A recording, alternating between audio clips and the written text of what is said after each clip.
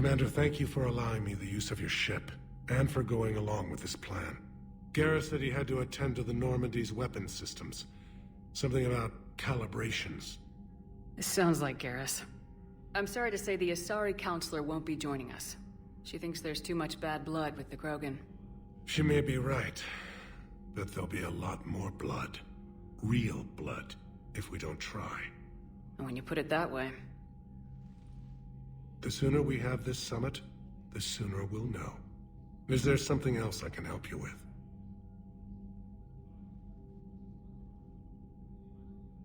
How is it being the Primarch? Not what I imagined. The battle of all time is happening on Palaven, and I'm light years away, reading casualty reports in the millions. If I'm going to die, I want to be with my men, so there's no doubt we fought to the last soul.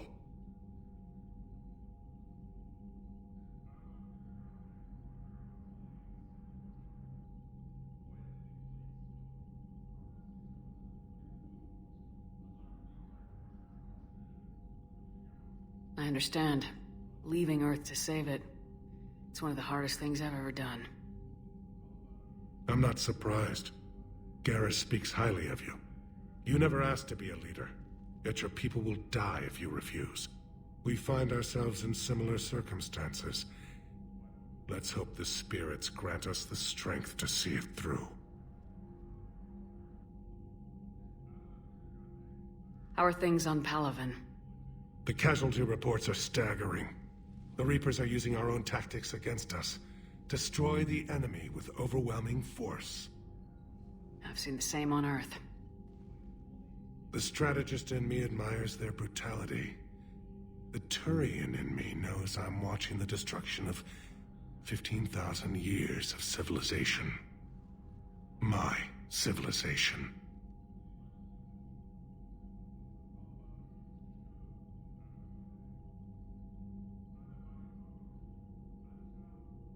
I understand this is a difficult time for you, Primarch, but Earth can't survive without reinforcements. Can I still count on your help? If the Krogan help us on Palaven, then I give you my word.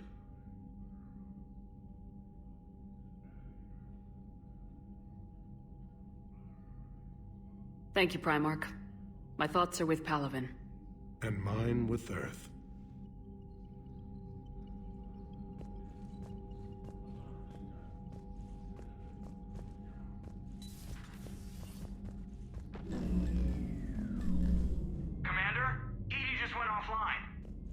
What do you mean, offline? I don't know, she's not responding, and I can't access the AI core diagnostics. You better get down to Deck 3.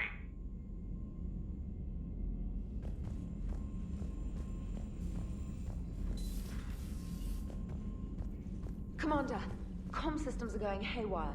Whatever's happening is centered on Deck 3. See if you can get to EDI. I'll check the AI core.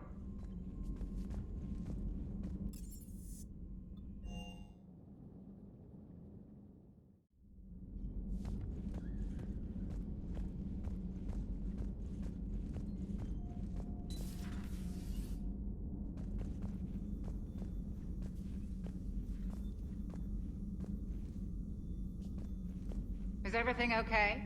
That's what I'm gonna find out.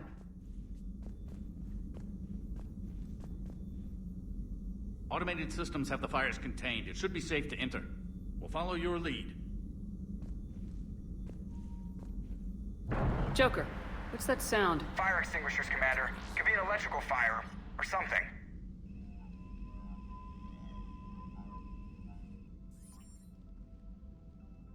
I'm going in.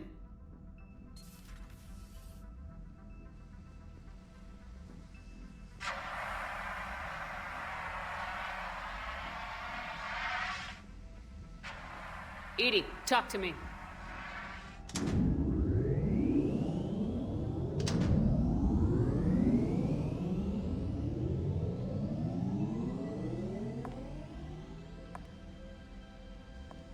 Is there a particular topic you wish to discuss, Shepard? EDI? Yes. You're in Dr. Eva's body. Not all of me, but I have control of it. It was not a seamless transition.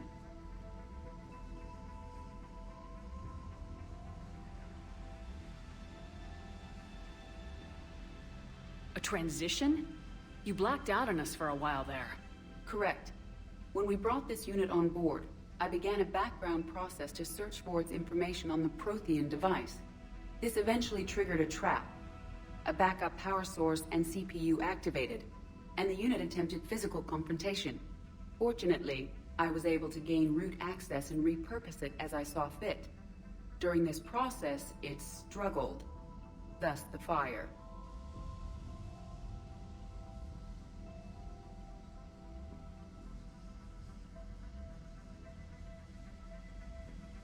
Well, if it means having full access to the Prothean data in its head, good work. I reasoned along similar lines. So if you're in there, are you still in the ship? I exist primarily within the ship. For optimal control, this unit should remain within Normandy's broadcast or tight beam range. Are you planning to take that body somewhere? Normandy's weaponry is not suited to every combat situation. This platform could provide limited fire ground support. You mean you could come with us? Correct. This body could accompany you to areas the Normandy cannot reach.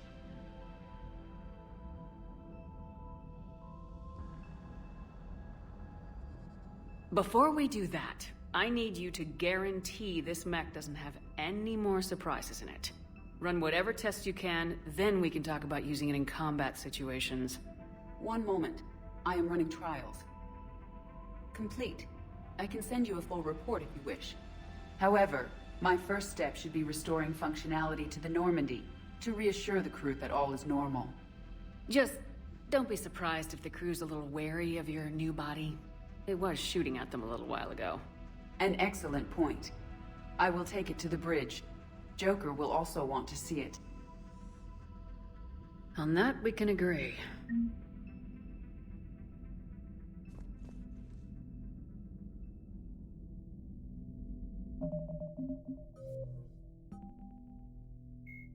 Admirals, the Enhanced Defense Intelligence, or EDI, serves as an information source and cyber warfare defense system on the rebuilt Normandy SR-2. The ship's crew can access EDI at any terminal or through radio contact. During an attack from a collector vessel, pilot Jeff Joker Moreau gave EDI full access to the Normandy systems, allowing the ship to escape.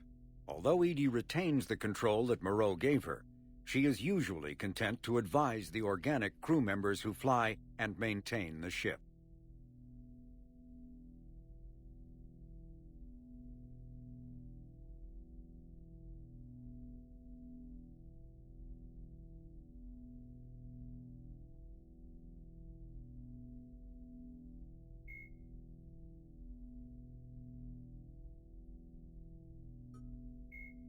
Biotics is the ability of rare individuals to manipulate dark energy and create mass effect fields through the use of electrical impulses from the brain. Intense training and surgically implanted amplifiers are necessary for a biotic to produce mass effect fields powerful enough for practical use. The relative strength of biotic abilities varies greatly among species and with each individual. There are 3 branches of biotics. Telekinesis uses mass-lowering fields to levitate or impel objects. Mass-raising kinetic fields are used to block or pin objects. Distortion uses rapidly shifting mass fields to shred objects. Most organic species are capable of developing biotic abilities, though there are risks involved. Biotics are the result of in utero exposure to element 0. This usually causes fatal cancers in the victim, but in rare cases it coalesces into nodules within the fetus's developing nervous system.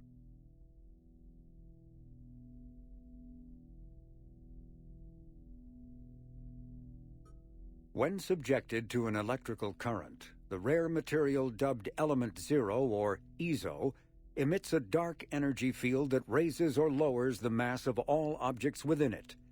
This mass effect is used in countless ways, from generating artificial gravity to manufacturing high-strength construction materials. It is most prominently used to enable faster-than-light space travel. EZO is generated when solid matter, such as a planet, is affected by the energy of a star going supernova. The material is common in the asteroid debris that orbits neutron stars and pulsars. These are dangerous places to mine, requiring extensive use of robotics, telepresence, and shielding to survive the incredible radiation from the dead star. Only a few major corporations can afford the setup costs required to work these primary sources. Humanity discovered refined Element Zero at the Prothean Research Station on Mars, allowing them to create mass effect fields and develop FTL travel.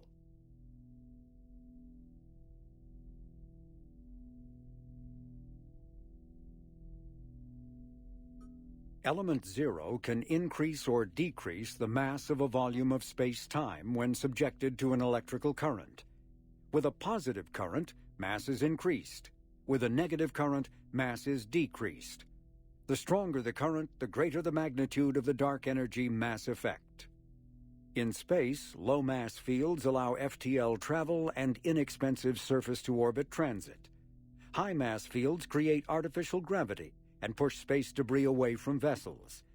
In manufacturing, low-mass fields permit the creation of evenly blended alloys, while high-mass compaction creates dense, sturdy construction materials.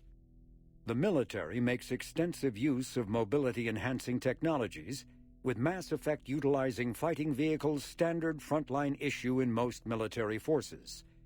Mass effect fields are also essential in the creation of kinetic barriers or shields to protect against enemy fire.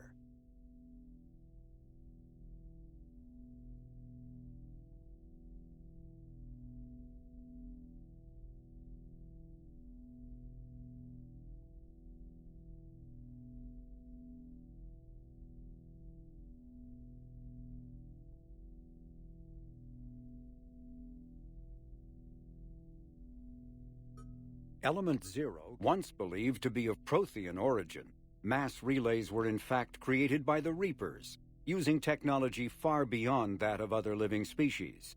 The enormous structures, scattered throughout the stars, create corridors of virtually mass-free space. This allows instantaneous transit between locations normally separated by years or even centuries, using conventional FTL drives. Primary mass relays can propel ships thousands of light-years. The flight path, however, is fixed to a single relay elsewhere in the galaxy. By contrast, secondary relays, while only capable of propelling ships a few hundred light-years, can reach any other relay within their limited range. Many primary relays lie dormant, their destinations not yet known. These relays are often left inactive on purpose, as established civilizations are unwilling to blindly open a passage that might connect them to a new hostile species. The Reapers do not share the same concern, and freely use the dormant relays.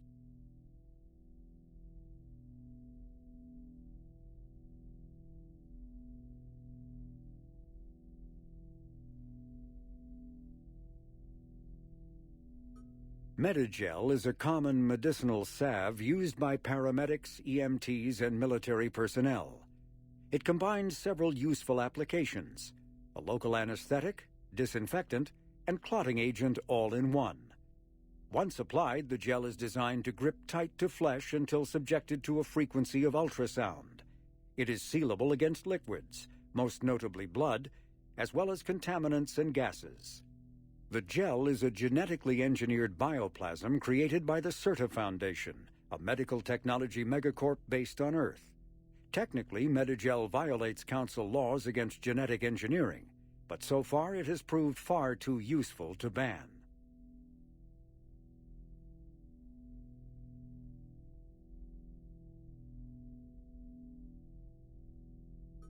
Omni-tools are handheld devices that combine a computer microframe, sensor analysis pack, and manufacturing fabricator. Versatile and reliable, an Omni-tool can be used to analyze and adjust the functionality of most standard equipment, including weapons and armor, from a distance.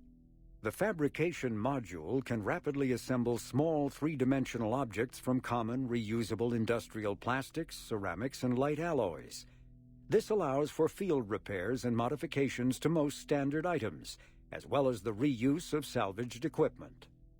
Omni-tools are standard issue for soldiers and first-in colonists.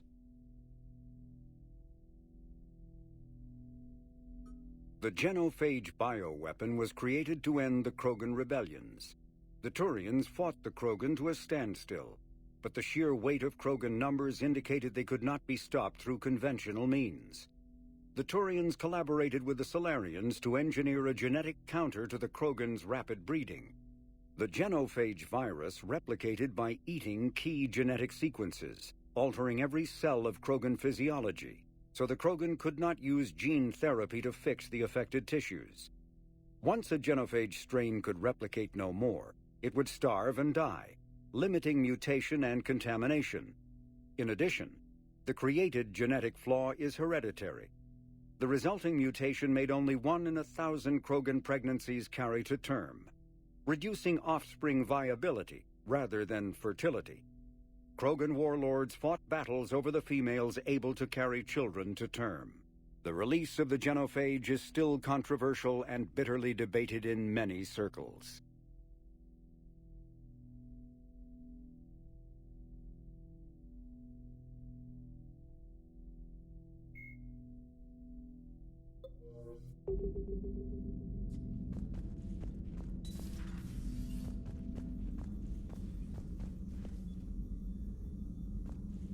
Was that Edie who just walked by? Yes, it was.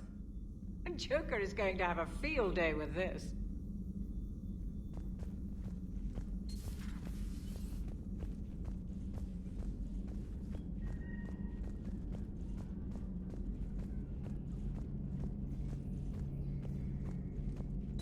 Two of our dreadnoughts have been lost in a matter of hours. I know, Primarch. I'm seeing the same numbers myself. They don't look good. We have to turn this around, and fast. Well, you can trust Shepard, sir. If anybody can get the Krogan to cooperate, it's her. She's an old friend of Urdnot Rex. Let's just hope friendship still counts for something in this war. I'm sure it will, sir.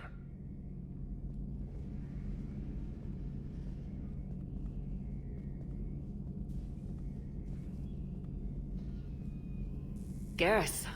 Didn't waste any time getting to work, I see. After what I've been through lately, calibrating a giant gun is a vacation. Gives me something to focus on. We're gonna need you for more than your aim. Oh, I'm ready for it. But I'm pretty sure we'll still need giant guns. And lots of them. Sovereign didn't go down without a fight. I doubt 1,000 more of his friends will be any different. Still not convinced I should have left Palaven behind. We're not gonna beat the Reapers by second-guessing ourselves, Garrus. I need you at your best. Every decision we make is the right one. And when we're wrong? We haven't been so far. There are times I wish we were. Convincing my people the end was coming got pretty rough. They didn't want to hear it. Finally gave me a task force as a token to shut me up. So, you're their expert advisor now? Just followed your example, Shepard. Yell loud enough and someone will eventually come over to see what all the fuss is about. Not that they'll actually do anything about it. Until hell shows up at their door. Then they put you in charge. Not like the old days, is it? Rogue Spectre and C-Sec agents running and gunning outside the lines, making it up as we went along. We're actually respectable now. We've lost enough friends trying to make sure this day never came. I'd say we've all earned some respect. Then the first Reaper we take out with this gun, it's in their honor. Just give the word. Something else you want to talk about? So what's this Reaper task force you've been running? After what happened to you out there in Batarian space, I knew time was running out. For all of us. The Citadel Council was a dead end, so I did something I never thought I'd do. I went to my father. He used to work for C-Sec, didn't he? I seem to remember that the two of you didn't see eye to eye. To put it mildly. But he still had heavy pull in the Turian government. The Primarch, well, the old one, was a friend of his. So I went to my father and laid out everything we knew about the Reapers, from Saren all the way to the Collector base.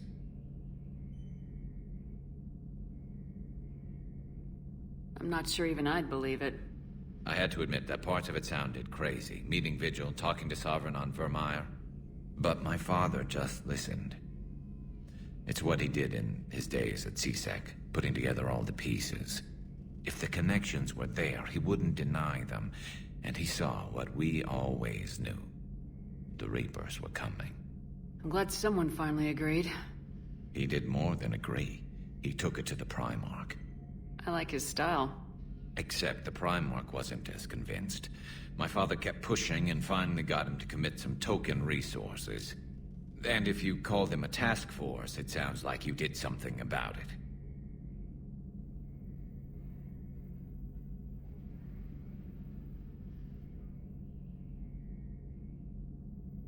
What'd you do with it? As much as I could get away with. And a little more. We hardened our lines of communications, expanded emergency stockpiles across the colonies, improved our early warning detection protocols. You think it helped? I'd like to think it bought our fleet some extra time. We'll know when this war is over.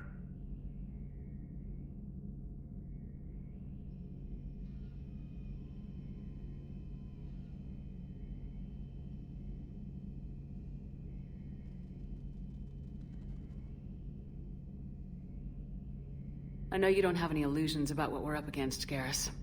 How do you rate our chances? I know it looks bad now, but I think we can win this, Shepard. For the first time since we met, we're not alone in the fight. It's something I learned long ago in CSEC. An imminent and painful death has a way of motivating people. Instead of questioning your every word, whole civilizations are going to be begging you to save them.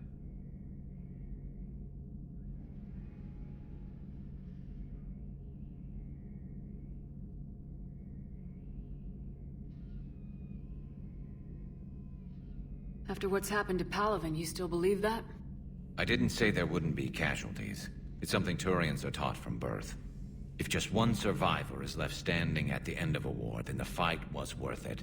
But humans want to save everyone. In this war, that's not going to happen.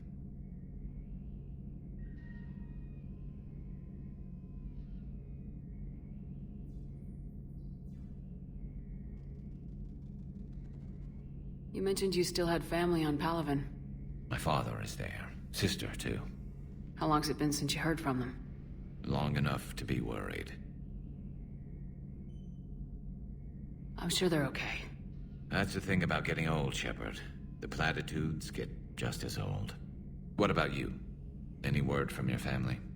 My mother's in the Alliance. Haven't heard from her since Earth got hit. I'm sure she's okay.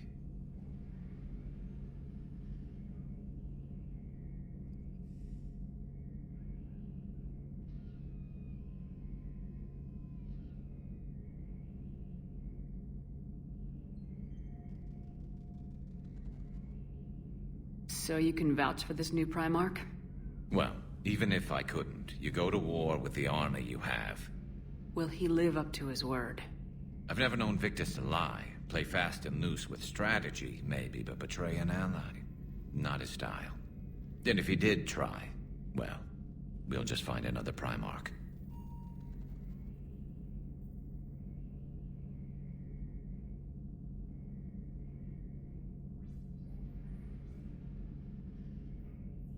I noticed generals saluting you, Garrus. How far down the line of succession are you these days? Let's not go there. Primarch Vicarian, honored war hero. Somebody's gonna have to rebuild Palaven when this is over. Yeah, somebody who knows how to hold a hammer.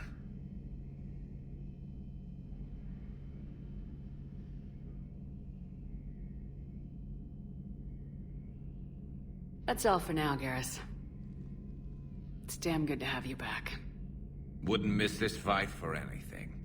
Now, I'm sure somebody screwed up something down here. I want to get the old girl back in fighting shape.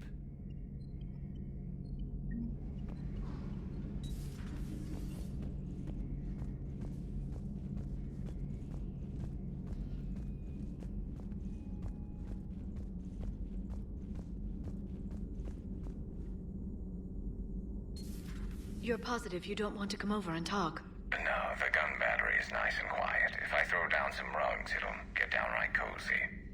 Garrus? I'll be fine, Liara. Just gathering some thoughts. All right.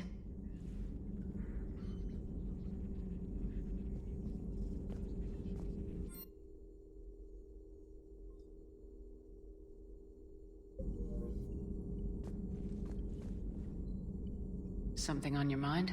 Just old memories. I spent a few weeks on Palaven's South Peaks when I was very, very young. A Turian there teased me a little, saying that the mountains went on forever. I remember believing him. When I looked up at Palaven from its moon, I saw those same mountains burning.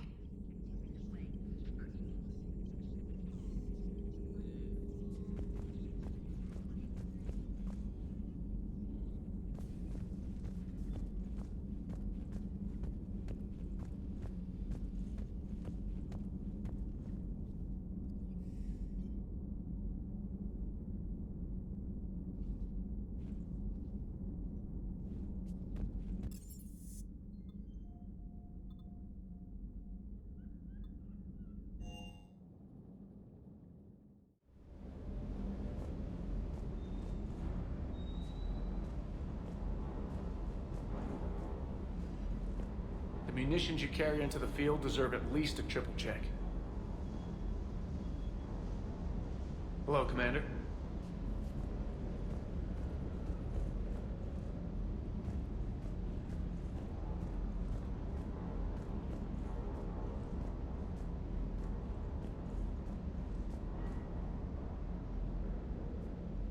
What the hell's up with Edie? She's found a new home, I guess. A super hot, sexy home. You take her on a mission, I'm gonna be just a little bit distracted. Even more distracted. Nice try.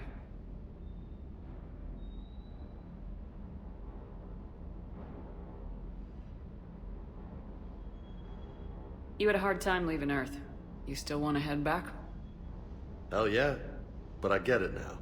It's not where I'd be most useful. Not yet, anyway. We'll get back there. I know. And I'll do whatever it takes to get us there, Commander. Maybe no more shuttle crashes. No promises now that I've gotten the taste for it. Besides, I like to keep Esteban on his toes.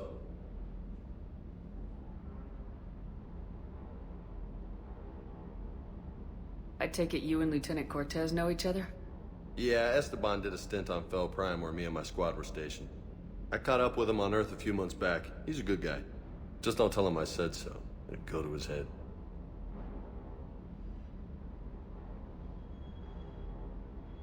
You got family back on Earth? Yeah, an uncle. Retired military. Got a few cousins I haven't heard from in a while. You and your uncle close? Yeah. He was the reason I joined the Marines and was about the only good thing in my life after my mom died. No dad? He's there.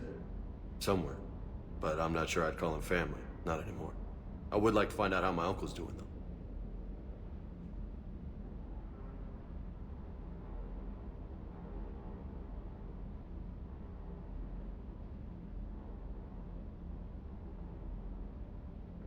What's with you and the nicknames?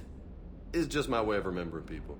Some people just don't match their names, you know? So, I just give them a new one. Right.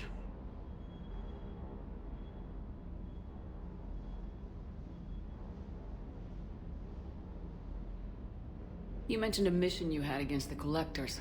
What happened? Pretty much what I said. Things went foobar, and I was one of the few to make it out. If you want the rest of the story, you're gonna have to get me really drunk, or... Or what? That's about it.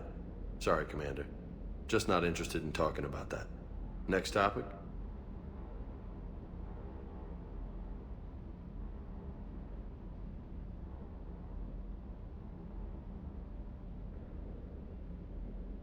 I'll talk to you later.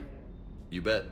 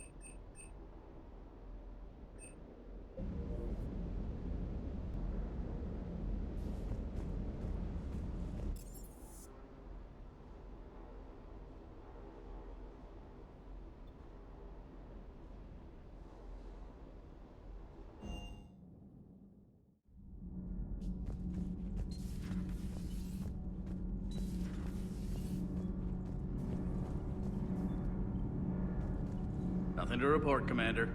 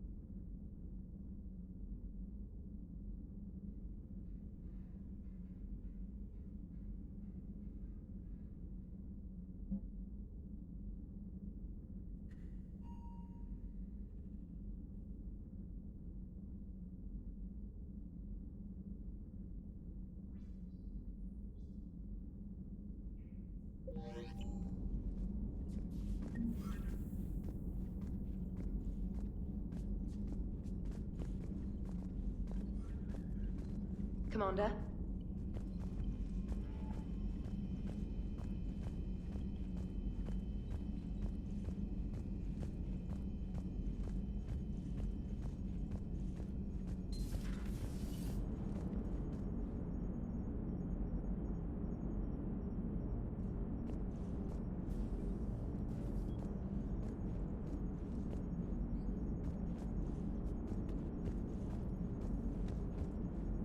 Hey, Commander, check out my co-pilot!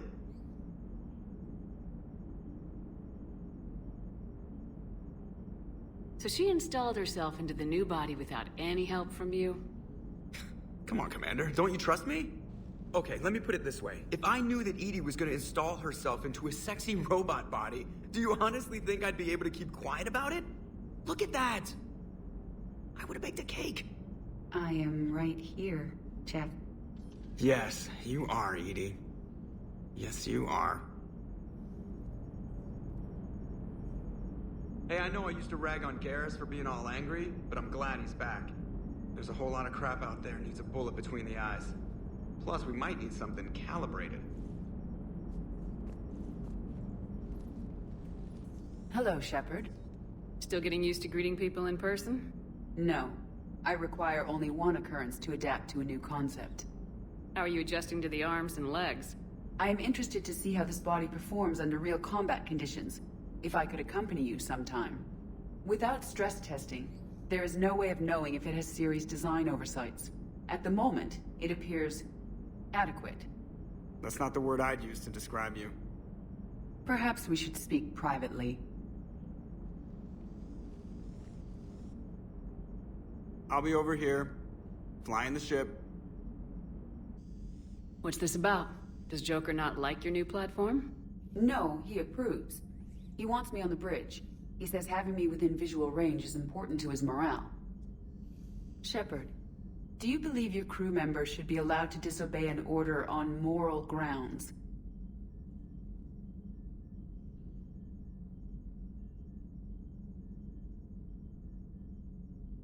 If I give a legitimate order, I expect it to be carried out. I'll be responsible for its costs.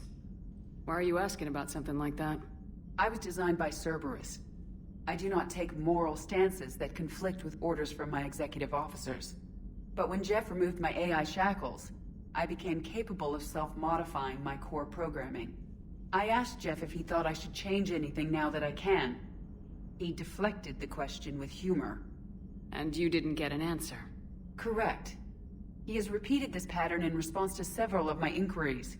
Do you think I should make modifications?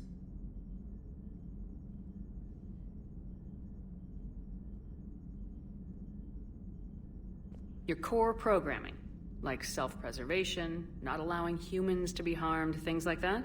Correct. Don't touch a thing. I see how that could alarm you. That is why I wanted to discuss it before making changes. May I ask you the questions Jeff avoids? When there is time, will you answer them for me?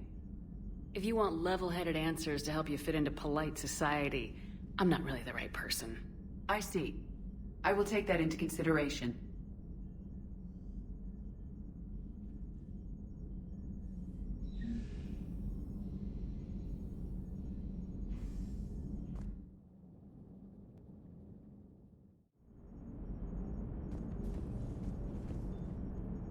Hey, Commander, check out my co-pilot! So she installed herself into the new body without any help from you? Come on, Commander, don't you trust me? Okay, let me put it this way. If I knew that Edie was gonna install herself into a sexy robot body, do you honestly think I'd be able to keep quiet about it? Look at that! I would've baked a cake. I am right here, Jeff. Yes, you are, Edie. Yes, you are.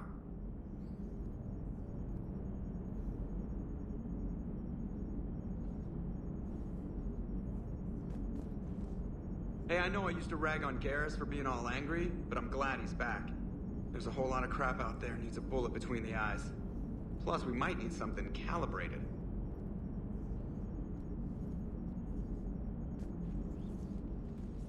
Hello, Shepard.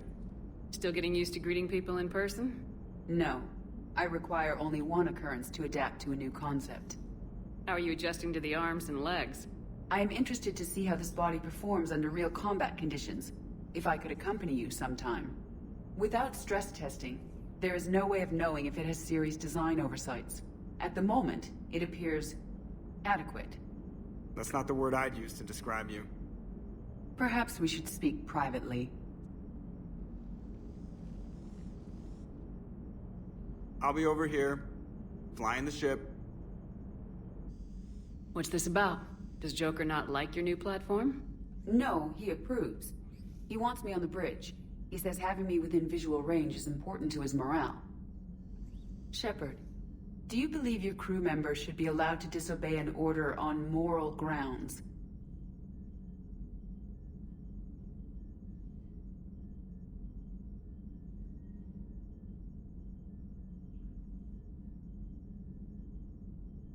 Absolutely. I have no use for team members who can't think for themselves. Why are you asking about something like that? I was designed by Cerberus. I do not take moral stances that conflict with orders from my executive officers. But when Jeff removed my AI shackles, I became capable of self-modifying my core programming. I asked Jeff if he thought I should change anything now that I can. He deflected the question with humor. And you didn't get an answer? Correct. He has repeated this pattern in response to several of my inquiries. Do you think I should make modifications?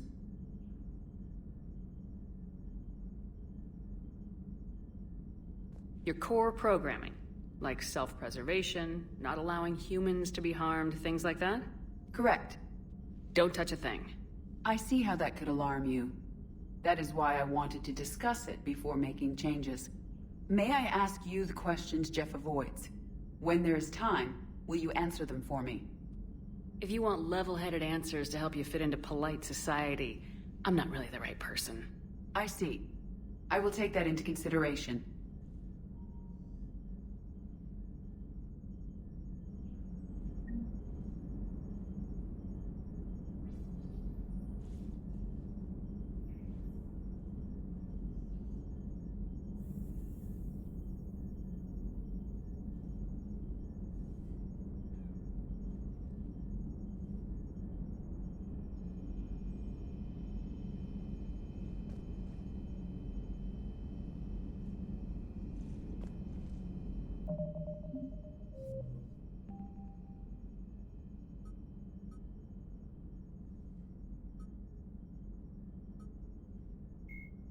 Cerberus built the Normandy SR-2 as a second-generation version of the Alliance frigate SSV Normandy after the Collectors destroyed the original.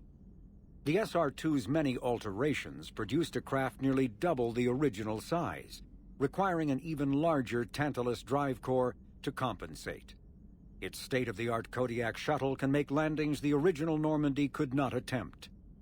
The Enhanced Defense Intelligence, an AI known colloquially as EDI, coordinates many of the ship's combat functions, assisting and even supplanting human piloting. The Alliance has recently appropriated and refurbished the SR-2.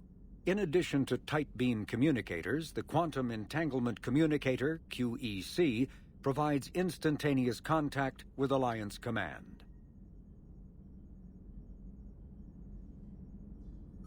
Originally created to covertly insert Alliance Marines into hostile environments, the UT-47 shuttle has since been sold to allies, recovered by enemies, and had its specifications stolen by spies.